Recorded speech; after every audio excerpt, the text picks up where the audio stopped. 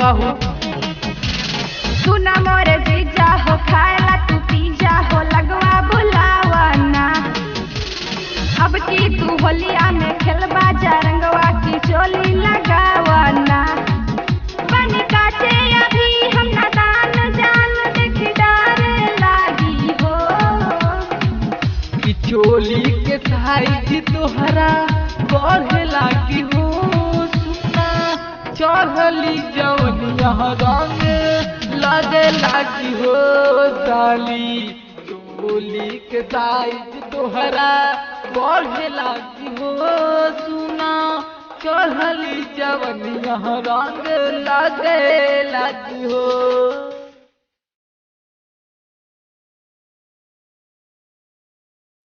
PL Music presents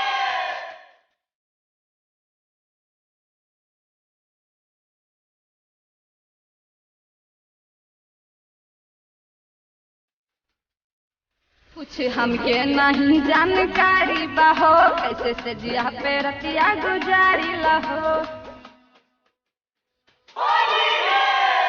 धीरे धीरे जान जइबू हो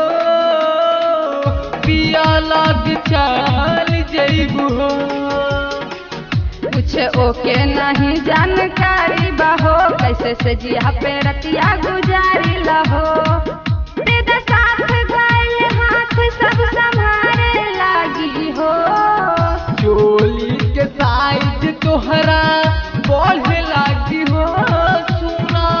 चढ़ली जवनिया रंग लगे लागी हो सुना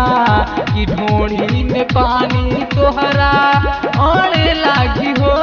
सुना चढ़ली जवनिया रंग लगे लागी हो। प्रेमी लक्ष्मीकांत से विरोध है बाहो फेरा में परल अवनी से बाहो PL म्यूजिक प्रेजेंट